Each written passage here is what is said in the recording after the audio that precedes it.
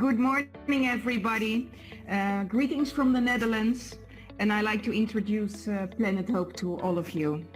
Planet Hope was founded in 2009 by a group of enthusiastic Dutch people, and who all are fascinated for India and the people living there, the culture, and your great food we like very much.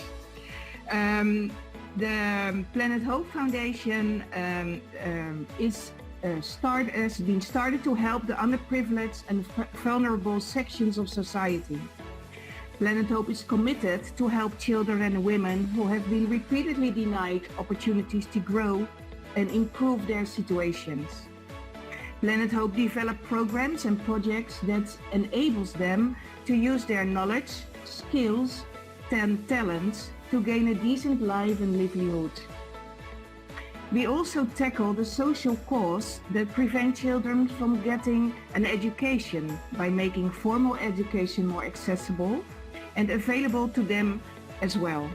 For women, we deal with problems and issues that stop them from getting an unequal position in society. We train them on a personal and professional manner to become empowered individuals who are self-reliant. Planet Hope Netherlands is an international organization, as I mentioned, was founded in 2009, and in the recent years we developed lots of projects with lots of Indian partners.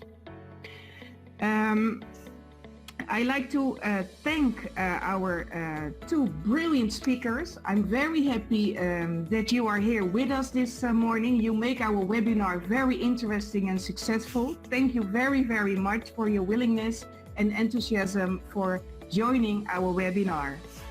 And I deeply appreciate your commitment and your zeal in initiating discourse and discussions in these important topics which are needed of the hour.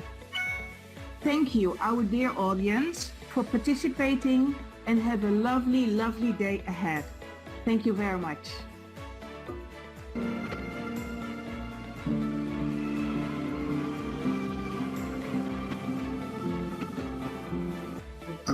I am really happy and honored to present our first speaker today. She's Dr. Kuljeet Uppal. And Dr. Kuljeet Uppal, let me tell you, is a very amazing woman, and we are so glad to have you here, ma'am. She is a World Records India holder, Bharat Book of World Records, Asia Book of Records, and India Book of Records holder of being the first image scientist in the world. She is honored with the Inspirational Educator Award for Innovation at the renowned World Education Awards 2018, as well as the National Award for Innovative Concept for her creation, the IQ. She has also been conferred with the prestigious Karmavir Chakra Award 2019, instituted by the United Nations and Icon Go, as well as the esteemed honor of National Icon 2020 and the Pride of Maharashtra in 2017.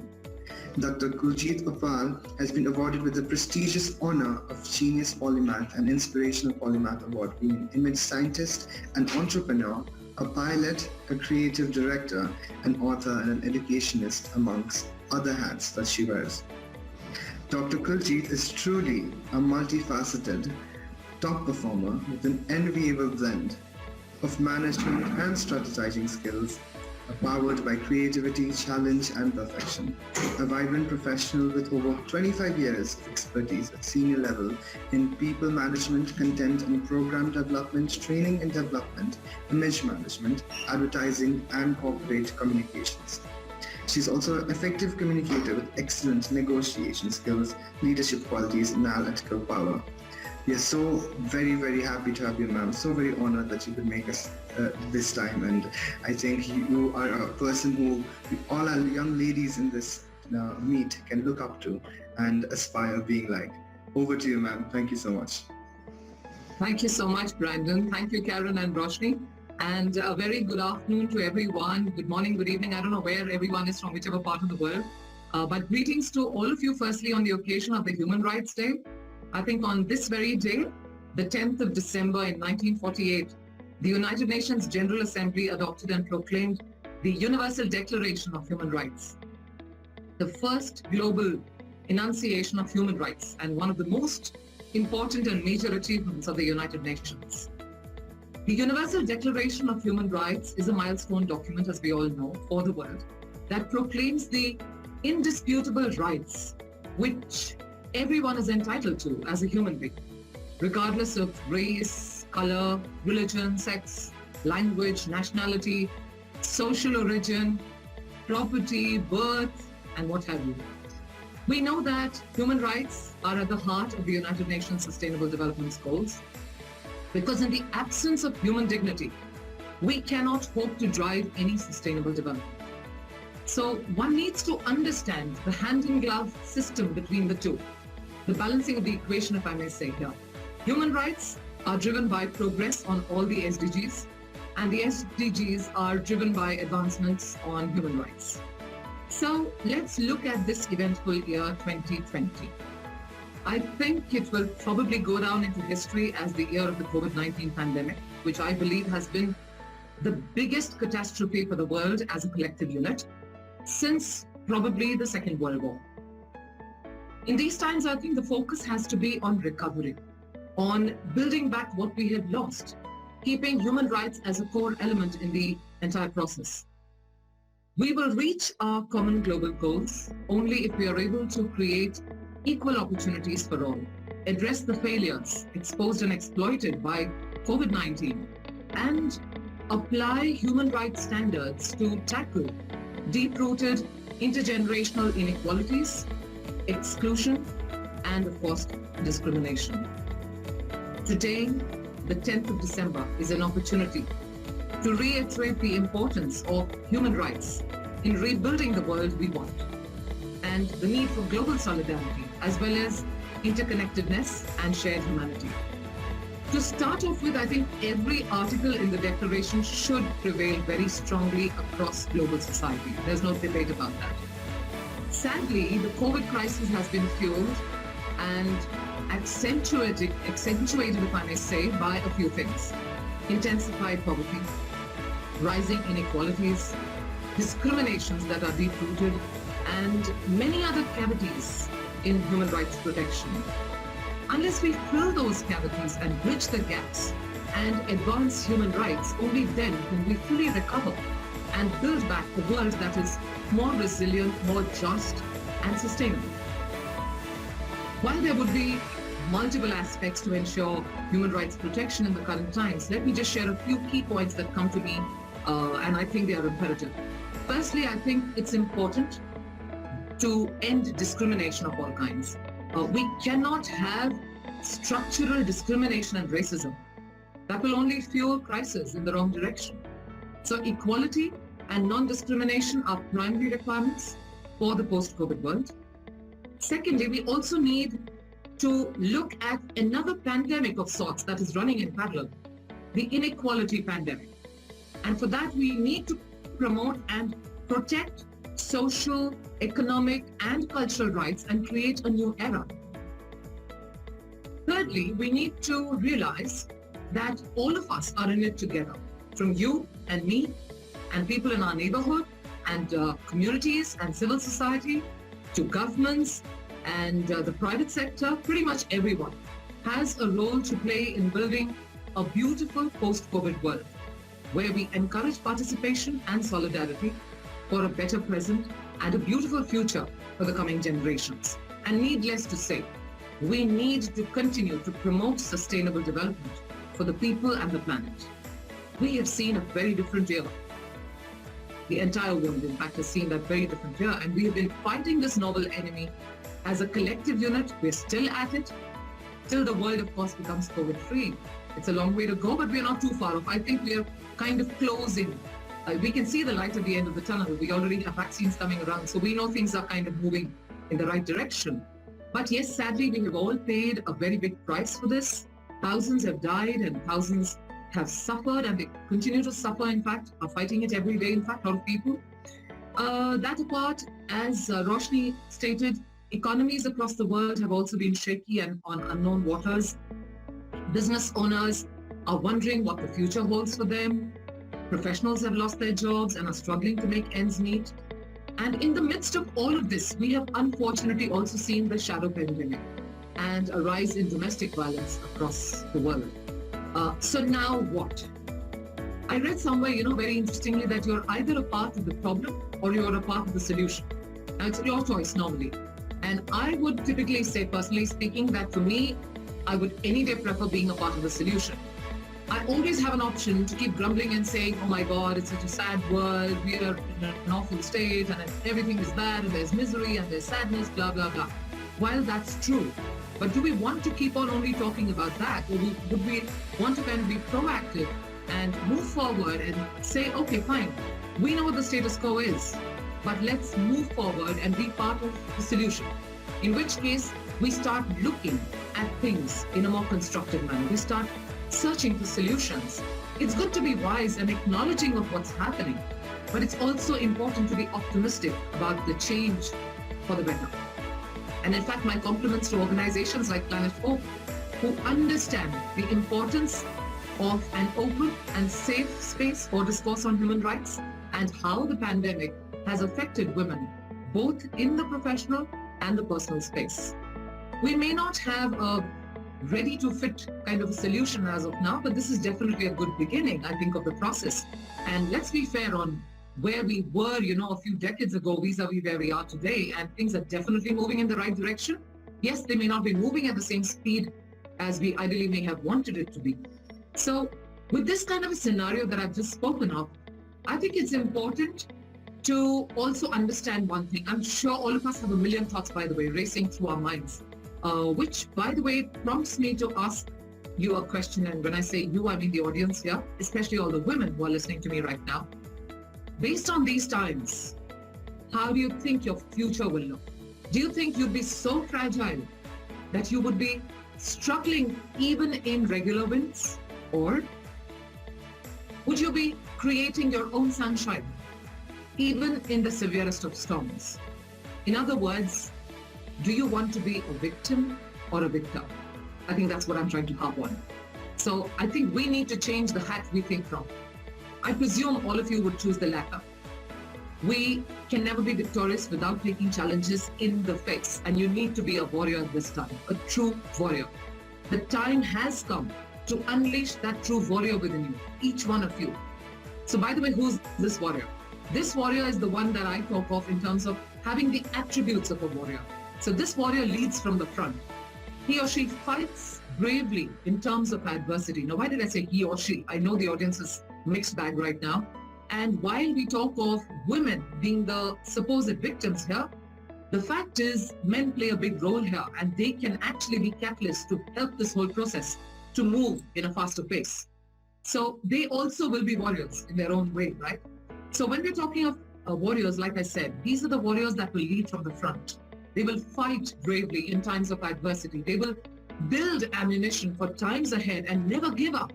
Never, ever give up. You're all the force of God today, not just for yourself, but also for the world. And you need to brace yourself and stand up like a warrior. Create that indomitable warrior, like I said, called you. Not just for the present, but also for the future. You are the younger generation and the crop of global society ahead. So each of you has to assume that role of picking up some magical weapons and building an ammunition for the future so that you are in the right position to build solutions for everyone. To every woman across this world who's watching me right now, the time has come to amaze yourself with your inner strength and your indomitable outer power. Gandhiji once said, strength does not come from winning. Your struggles develop your strengths. And when you go through hardships and decide not to surrender, that is strength. And I think that is what is the call of the nation today. Not just the nation, in fact, the world. The calling is to not give up. And I'm so happy that while we have suffered and we have been resilient all through these times, right from last December, roughly, we're now talking in December. It's been almost a year, right? Since we saw the first signs of COVID, we have all stood strong and we are all here in it together. We have suffered, no doubt, but we have to ensure that we all come out of it together. So this true warrior that I spoke of, which is each one of you probably, has to lead from the front. And you have to have a battle war cry that says never ever give up. You will manage not only yourself, but also galvanize a team there. So you have to create all of those skills, whether it is to do with, skills like gratitude, self-reflection, focus, resilience, patience, empathy, love, having your encoding right, thinking positive, being committed to the world here, being in acceptance and, of whatever's happening, but also having the gratitude to accept whatever you have, being in harmony with the situation here, staying positive, and probably having a balance of mind, saying that it's okay, even if this doesn't work out, I'm okay. And I'm willing to kind of, let go of all of the negativity and move on. So a million things that can come to your mind, but making sure that you become so strong that you not only empower yourself, but also people around you, like I said. And we need to understand that adverse times definitely make you discover your inner strength, no doubt, but also bring us to a new world of creativity. A creative solutions provider is what you need to become. And if you look at women from different perspectives, whether they are, business owners or whether they are individuals who are unemployed right now or homemakers, well, there's been a whole gamut of activities, which I'm sure when we come down to our question and answer round, we will discuss. And I'm sure that the legal elements and the human rights elements, of course, will be very well taken by Juliet, who is my co-speaker, and she'll have a lot of meaningful content, I'm sure, to share as we move along. But largely speaking, if I'm talking of just the way ahead, I think this is my perception in terms of how we have to look at the million things and, look at it from a broader perspective. The role of conscience, your conscience is right now very critical to the core functionality and the choices you make, the decisions you take, your thoughts, your actions, your beliefs, and your responses. Your conscience is basically that which tells you whatever you're doing is right or wrong. So ask yourself that. Is your conscience really telling you that you need to contribute? Is your conscience telling you the right things in terms of your actions and beliefs and your responses? Time to think of it, because if you activate your conscience levels, you will not only respect your own rights, you'll also respect the rights of others. I'm talking of rights as in human rights. I also think this is the time for people to enhance their life skills like empathy, effective communication, coping with stress and emotions, decision-making and problem-solving, critical thinking, etc., and become more sensitized to the goodness that we all innately have as human beings. It's human for us to find solutions, and that's what we need to do. I do believe that an educated mind has higher chances to rationalize better and make more informed decisions and choices. And I certainly think that everyone must read the Declaration of Human Rights to be better informed about their own rights, as well as the rights of others, for the larger global good. And my dear friends, nature is rebooting itself, so probably we should too. With the expanse of your heart and the strength of your character, it's time to create a good, positive affirmation for yourself and test this power of positive affirmation. The time has come not only to survive, but also to revive and thrive. Thank you.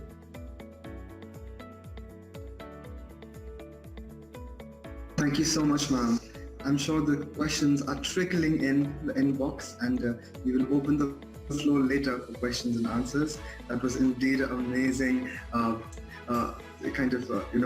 It made us question a lot of things, and you've, I think, set out a lot of, the buttons in ourselves that we might need to rethink and reflect on. And I'm so glad we could have this conversation with you now. And I'm sure we can carry this forward in our question and answer session. Just add to some elements from my perspective in terms of the fact that when you're looking at strength, obviously there's adversity, and that's why you're looking at strength. So my whole take on this typically would be that when we're looking at adversity, which I believe is a moment in life when you're being asked to summon your real strength, you're being asked to summon more empathy or more love or whatever it is, depending on the challenge. Okay, so basically you're being asked to summon that strength from within. So there are a few things that come to my mind. I think the first thing is to have confidence that the problem will go away and you will deal with it. So I think it's very important to believe and figure out and tell yourself, firstly, this thing that I can handle this. I will survive. I think for me, I'm an eternal optimist. So I always look at, what can I do? What can I do? And keep up the future going. So I think the first thing for me is to really reiterate the fact that you need to tell yourself that I will survive. I can handle this. The 50% of the challenge has already happened when you confidently tell yourself that and then start moving. Another thing that's very important is to keep perspective. I think we need to also understand that you're not the only person, right, who's in the world who's facing challenges at this point in time. You have to tell yourself that. Okay, you're not the only person facing challenges. Don't measure your challenges against someone else's challenge. Again, that's probably a wrong thing because a lot of people try and say, my problem is bigger than yours and so on and so forth.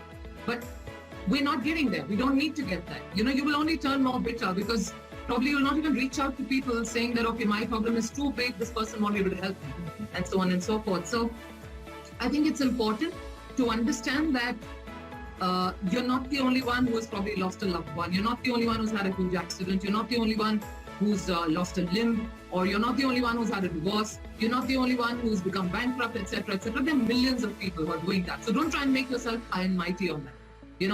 Try and say that, okay, fine, this is a problem, no doubt, and I'm going to take it, I'm going to handle it in the face, no doubt, and I'm going to keep perspective. I'm not going to start making myself feel that, okay, now I should just be weighed against all of the pressures that I have.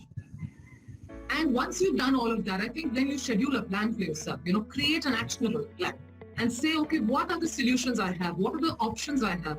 Make those choices very legitimately because every choice you make leads to a certain consequence, right? So you have to make sure that the choices you make are the ones that actually fit the bill for you, right? And then do something about it. Don't just sit there and get depressed and say, oh my God, this is like, just expecting that something's going to change. You have to be proactive. And nothing's going to happen without you taking action, right? At the end of the day. So that's very, very important.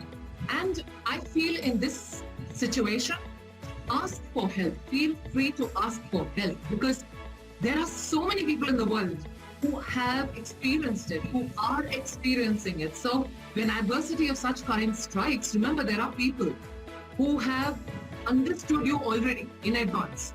And you don't have to wait for the end of a spiral, in life that, okay, now when I'm completely buckled, then I reach out to people. So I think a lot of bonhomie happens when you kind of connect with people. That also brings them strength. So I think it's really important to understand this perspective. And of course, once you've finished with all of that, every single time that every milestone you've had in terms of recovery, in terms of your strength, honor that struggle. Have that mindset that says that, okay, fine, let me acknowledge I managed to do this, even if it's a teeny mini thing. But I think it's important to acknowledge every time you've taken one step ahead to try and overcome and make yourself stronger. And adversity is your friend, for heaven's sake. I always believe it's the foundation for success. Every time, and I know, if somebody sits down and talks to me, I can have a whole lifelong story shared. I know the amount of things I've had adverse in my life, but I think that's what's made me today what I am. And that's why I always believe that, no, it's my friend, it's my best friend, it's come here to teach me another lesson. So I think the positive approach that one needs to have is very, very important. It's okay to feel the way you feel. That's fine, but don't take it as a weakness. Just ensure that you're right there and you're moving forward, keeping in mind to be a solution provider for yourself and for people around you. You must be an eternal optimist, ma'am, to think that adversity is your best friend, but we really, really appreciate and I look up to you for that. The next question is from Mr. Mithun. A very interesting question. He says, hi ma'am, how can we men support the women during this pandemic? So I want him to answer that. Mithun, honestly, you really want a guideline on that? You're as human as the women around here, right? So I don't think it's rocket science to understand how can you help. I think the easiest part is to support the mothers, the sisters, your friends, whoever are women. Be a good listener for them. Tell them that you care. Even if you've not been vocal, but tell them you care and ask them what you can do to help them. I think the biggest support you can do is be a good listener, be an active listener at this point in time, and try and see silently as a human being. Because whether it's gratitude attitudes as Juliet mentioned, or whether it's what I mentioned, the fact of the matter is the human values are the same, right? You still have the same. You're beating the same, with the same heart. You have the same kind of value system probably. You would also look at, being proactive in your life. You would have the same kind of focus. You would be as determined. You would also have gratitude and patience and resilience and self-reflection and love and empathy and all of those traits like women do. So it doesn't take it doesn't take too much of extra learning to understand what can you do as a man. I think just be human. When your heart starts beating in the way that a woman does, and I'm not saying actually as in a gender thing, okay? When I'm saying as in a human being, right? When your heart beats in the truest manner, you will start understanding. You will become more empathetic. Be a little more, shall I say, active. Be a little more observant. Understand what people are going through, probably.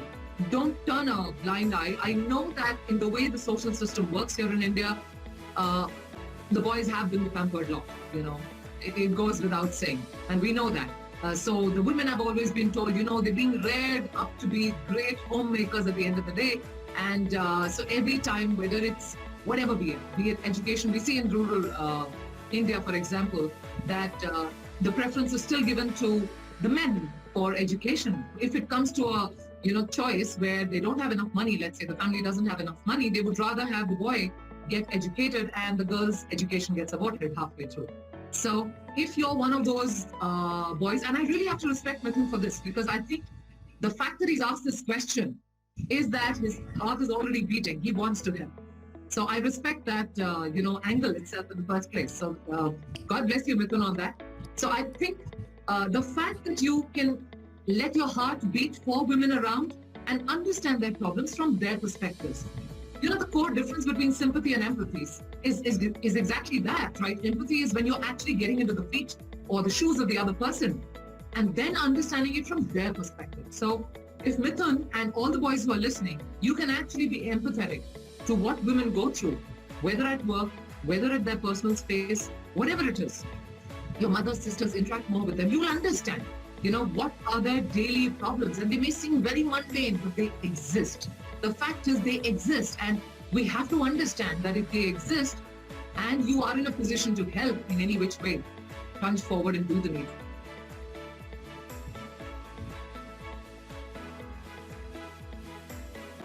It's been a tough time, I think, for homemakers. I'll talk of India. I guess Juliet can add the American angle to it.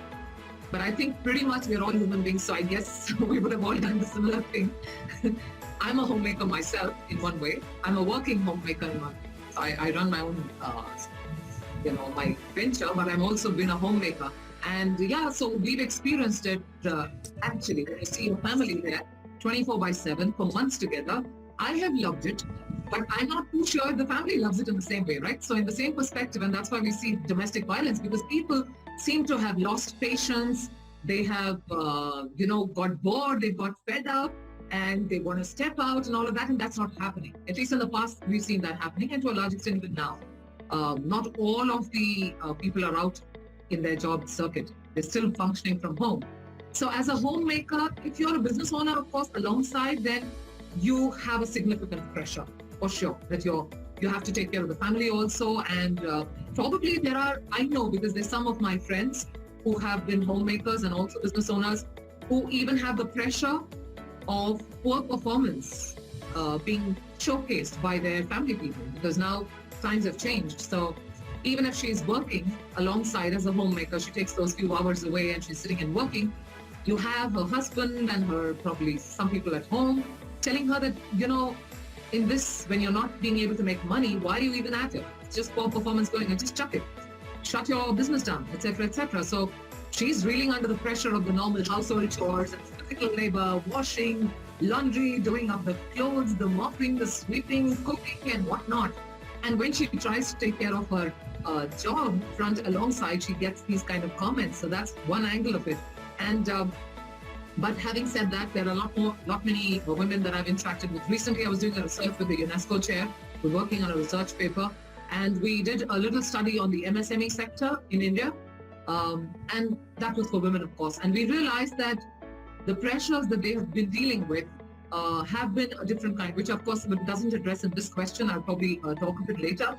But they have spoken of, n number of things as business owners that they've had to face because of the COVID times.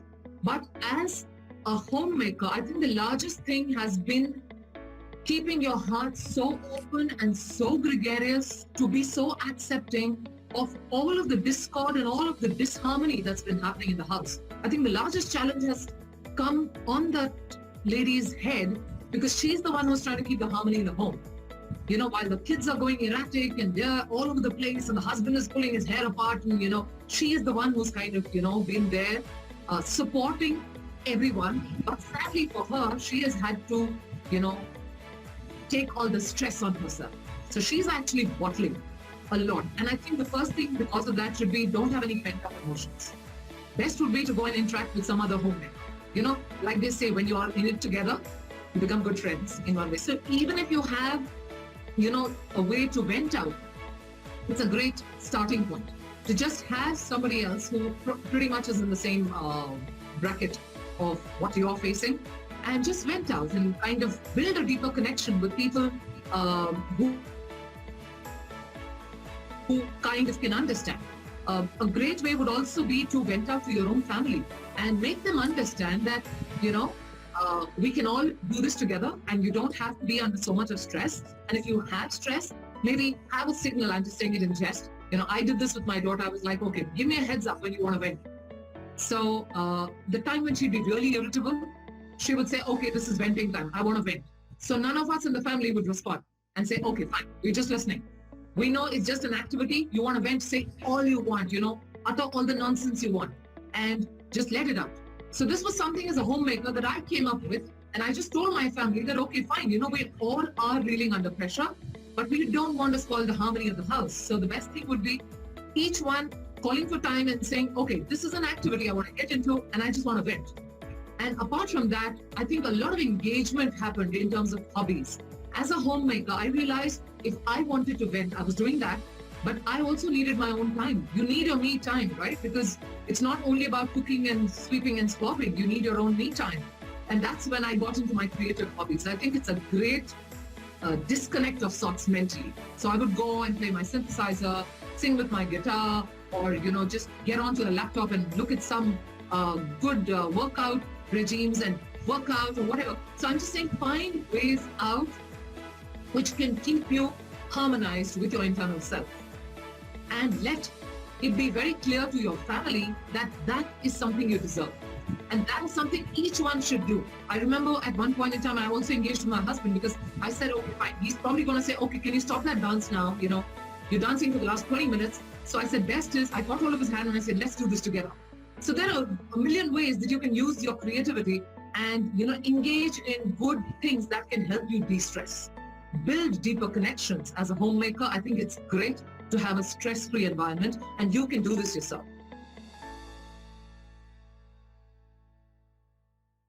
For me, I think my trigger point was this bug in my head, which is called a curious bug. I call it curiosity. So this bug of curiosity in me has always made me an avid learner, and I think that's what's kept me going. And every single time, and when I say it's learning, it's not only about education. I may have got a PhD and some n number of degrees, but it's also learning about facts of life, learning about life as such. I've been hugely inspired by my dad, who was from the Defense Forces, and my husband's an ex-army guy too. So I come with a mindset of deep patriotism is one thing, but apart from that, today that has expanded itself to the patriotism for the world. It's not only India. And for the fact that there is humanity, and I just believe that over the years, when you're in the second half of the century, there comes a time and a calling when you realize that you have accumulated a lot of wealth of knowledge and a lot of wealth of, learnings. And I've truly believed as I've moved along that there will come a time when I will now be contributing what I can do. So my mantra for life today is selfless contribution. And that's my trigger point. So I'm on a mission right now, and I'm trying to touch a 1 million mark, by the way, to be able to impact that kind of a figure. But I think I draw my inspiration from people, from just pretty much anyone. And my biggest inspiration is nature. Like I said, I'm an avid learner. So for me, when you walk on grass, I'm a very keen observer. So when you walk on grass, your foot goes on grass, the grass kind of drops down, and then when your foot goes away, grass stands up again.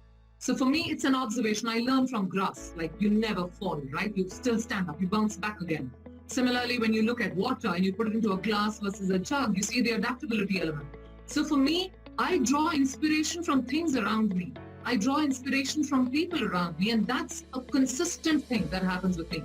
So every time I reach out to someone, the curiosity bug with this inspiration that I have, they mix well. So I listen, and I'm a very, very active learner.